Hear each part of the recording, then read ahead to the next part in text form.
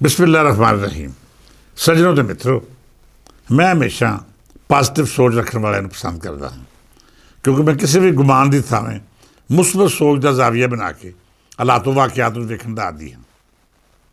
मैं कई थावें गलतफहमी का मार्जन दे के रियायत कर देने का भी कायल हाँ, क्यों जो हो सकता है कि मेरा तजिया गलत हो या मेरी सोच मुताबिक जो जमत हवीक सामने आ रही हो 16 ने ठीक ना हो।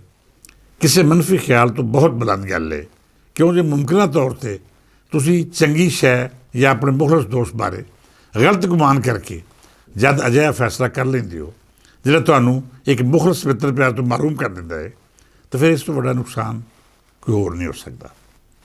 मैं समझदा हाँ कि इंसान जे मुस्बत सोचे तो बहुत सारे मामलात उहदे हक विच ना होंदे होया भी उहदे लई खैर दी खबरां बन जांदे ने।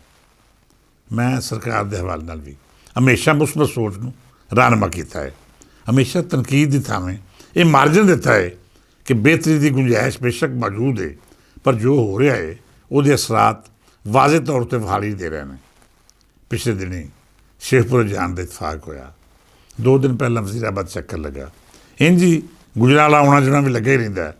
मैं मजलिसी आदमी हाँ, सफ़र मेरे मिजाज का हिस्सा है, टोरा फेरा आदत तो मित्र प्यार नहार वाल साझे करना मेरी फितरत है। सो एक हफ्ते विचकार मैं 3 मुख्तलिफ शहरों का गेड़ा लाया, लोगों नाल मुलाकातां होईयां, कुछ दिल दीयां गल्लां तो कुछ आल दुआल के मामलात भी जेरे बास आए। पंजाब सरकार के हवाले नाल हर किसी की राय सी कि मरीम नवाज दी पॉलिसियां शानदार ने, चैक एंड बैलेंस की बड़ी हद तक ठीक है, पर जिस तक ग्राउंड उत्ते मौजूद हालात का ताल्लुक है वो हर कोशिश तो काबज उत्ते पानी फेरते नज़र आते हैं। मेरा मतलब है कि मरीम नवाज होई अपनी टीम सने 24 घंटिया 18 घंटे काम करने के बावजूद बहुत सारिया थावां उत्ते वो नतीजे क्यों हासिल नहीं कर सकियां जिहड़े इस अनथक मिहनत के सिले विच विखाली देने चाहिए सन। ये बहुत अहम तो वड्डा सवाल है, क्यों जो हुण तक मरीम नवाज ने किसी भी मामले उत्ते समझौता ना करके साबित किया है कि ना तो सिफारिश बनती है तो ना ही किसी किस्म की पर्ची सिस्टम की कायल है। सच्ची पुछो तो चंगा एडमिनिस्ट्रेटर वही हो सकता है जिहड़ा काम के मामले सफाक होवे। मैं ये नहीं आखदा कि वो लोगों की इज्जत नफ्स मजरू करन या फिर उन्होंने नाल धोई ना मेरे रवैया अख्तियार करन, पर यह जरूर आखदा हाँ कि बार बार काम ना करने वाले लोगों के नाल वो सलूक होना चाहिए है जिहदे वो मुस्तक ने। मैं सफ़र की गल की तो लाहौर तो वजीराबाद जाइए तो जी रोड का वो मंदा हाल है जोड़ा कई साल पहले तो असीं वेखदे आ रहे हैं। कई थावां तो सड़कां बनदियां ने, पैच वर्क भी हुंदा है, पर 2-4 दिहाड़े मगरों इंज लगता है जिवें जिहड़ा काम असीं पिछले दिनी वेखिया वो सिर्फ नमायशी तो वक्ती तौर तरनीफ की सूरत ही किया गया सी।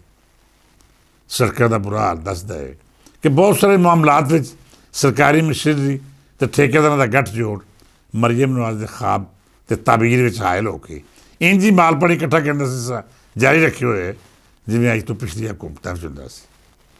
शेखपुरे वाल सफ़र किया तो बाज़ार सड़कां ठीक ठाक सन, लेकिन बहुत सारिया थावां उत्ते अचानक आने वाले टोए टिब्बे वड्डे हादसे का बायस भी बन सकते हैं। तो ये खबर भी देते हैं कि बई इत्थे भी कोई ना कोई कमी रह गई है। मरीम नवाज ने नवाज लीग की पॉलिसी मुताबिक ये बार बार दावा किया है कि असीं पूरे सूबे में सड़कों का अजिहा जाल विछावांगे कि एक थां तो दूजी थावें किसी ने भी अपनी मंजिल तक टप्पण लई कोई परेशानी नहीं होगी। हुण दी गल दुरुस्त है, नवाज लीग ने मोटरवे तो लैके पंजाब नूं तरक्की का अजिहा नमूना बनाउण तक जिन्होंने वेख के दूजे सूबे के आवाम ये खास करते हैं कि काश शहबाज शरीफ या मरीम नवाज उन्होंने सूबे के हाकिम होंदे।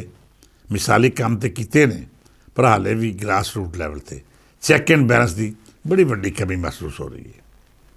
पिछले दिनों मैं सुथरा पंजाब के हवाले नाल जब जाती तौर पर मुशाहदा करन लाहौर शहर के आल दुआल का गेड़ा लाया तो मैनूं कई थावां उत्ते खुशगवार तासर मिलिया।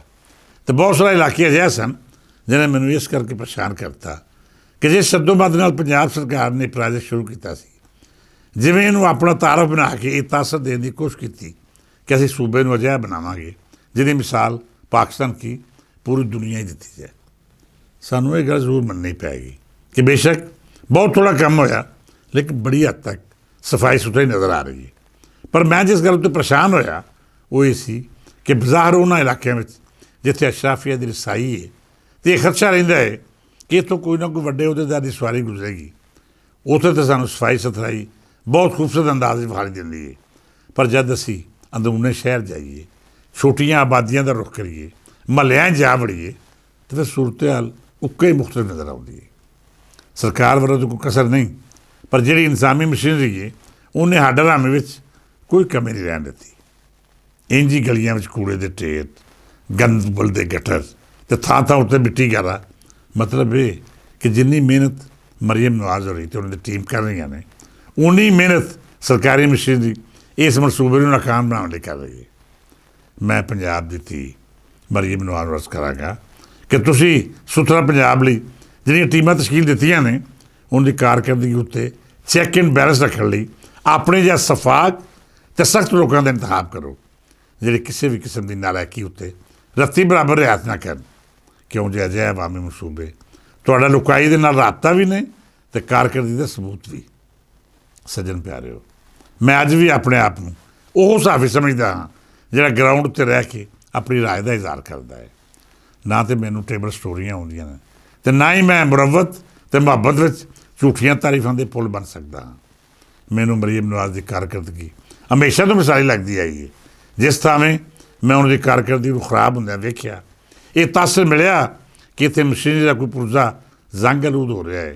कोई खराबी जिस थावें विखाई दी मैं उन्हें सामने लियाउण विच कोई कसर नहीं छड्डी। हुण भी समझदा हाँ कि मुआसलात साडे सूबे की तरक्की का बहुत बड़ा जरिया है। सड़कां साफ सुथरियां तो ठीक होवणगियां ते अनाज खेत तो मंडी तक आसानी नाल पड़ेगा। सब्जी तो लैके लोड़ां थोड़ां दी शैवां की तरसील आसान रहेगी। पर लोड़ इस गल की है कि नवीं सड़कां बनाने तो पहलों पुरानियां दा हाल जरूर पुछ लिया जाए। उन्हां विच जिहड़े खड्डे टोए टिब्बे मरियम सरकार के ख्वाब नूं गहना रहे ने उनके जिम्मेदारों का तयन करो सी। इंज ही जिन्हां गलियां महल्लियां पिंडां थावां ते आबादियां विच सुथरा पंजाब दी टीमां नहीं अपड़ रहीआं, कूड़े दे ढेर सरकार की कारकरदगी को सवाल बन के मौजूद ने, उतों की इंतजामिया दे भी चंगी तरह कन खिच्चे जान। मैं समझदा हाँ कि मरियम नवाज होरी मेरी इस तजवीज़ उत्ते जरूर तवज्जो देणगियां ते अजिहे नलायक ते कमचोर अफसरां दा सूत्र भी करनगियां जिहड़े अपनी काहली पारों उन्हां दी रफ्तार दे नाल नहीं टुर पा रहे। सज्जन प्यारिओ, पंजाब नूं एक मुद्दत बाद अजिही हुक्मरान मिली है जिहड़ी दिन रात एक करके इहनूं मिसाली तो शानदार बनाउण लई काम कर रही है। जे कोई उहदी कारकरदगी नूं मुतासर करने की कोशिश करेगा तो सब तो पहला साडे सोहणे देश का दुश्मन होवेगा। सियासी गल्लां ते मामलात इस दे मगरों ने।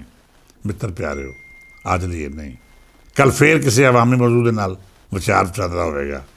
इस दुआ नाल इजाजत दिओ कि रब सच्चा मेरे सोहणे देश उत्ते अपनी रहमतां दी छां रखे। कल फिर किसी नवे मौजू नाल मिलांगे। अज लई इजाजत दिओ। रब रखा।